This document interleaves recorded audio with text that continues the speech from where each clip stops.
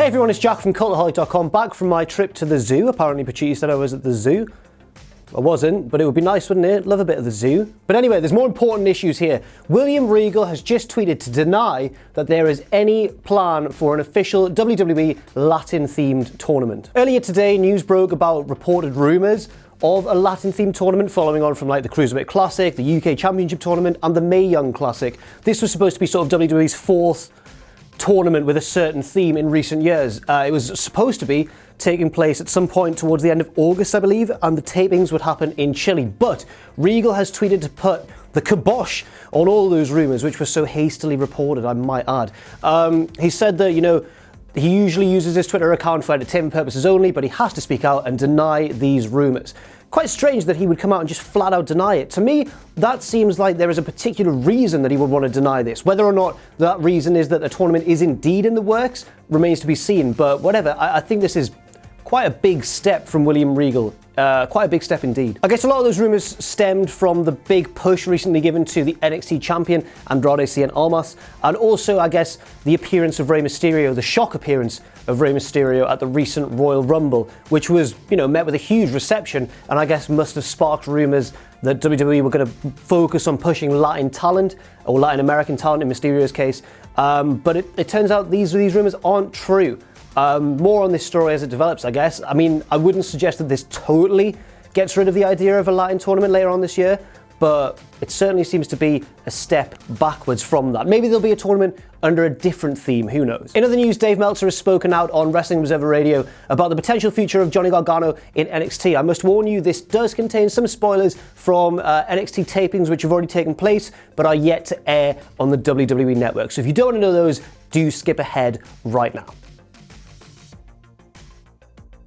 So at a recent taping, Gargano lost a loser must leave NXT match to Andrade Almas, the man who of course defeated him at NXT TakeOver Philadelphia.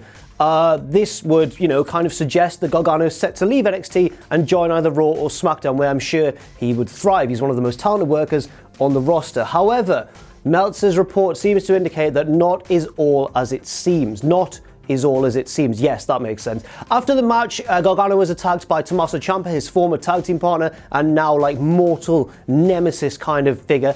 Ciampa's still injured, of course. He's not going to return for an undetermined amount of time, but this apparently is going to set up a match at NXT TakeOver New Orleans at WrestleMania weekend, which would see Gargano take on Ciampa in an unsanctioned match. Now you might be thinking, yes, why on earth is Gargano taking part in a takeover event when he's lost a loser leaves NXT match? But this unsanctioned stipulation, I think, is very, very key indeed, because it sort of suggests that there's a way for Gargano to circumnavigate the whole rule of loser must leave NXT. It's a bit of a loophole. If it's an unsanctioned match, he's not technically a member of the NXT roster, but he doesn't really have to be. From a personal point of view, I really, really hope this match takes place.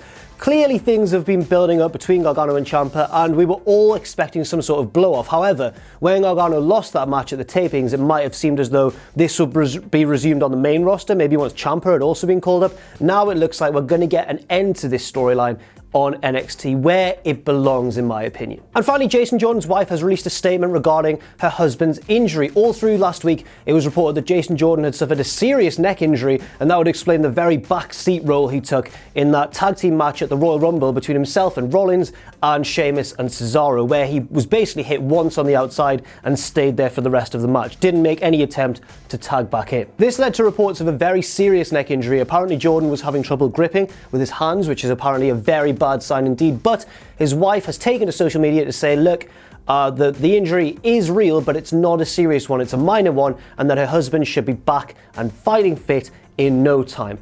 I guess we'll find out which one of these reports is true as the weeks and months progress. You can follow me here on Twitter at JackTheJobber, and you can follow all of us at Cultaholic. Don't forget to check out our Patreon at patreon.com/Cultaholic. And of course, never ever forget to join us.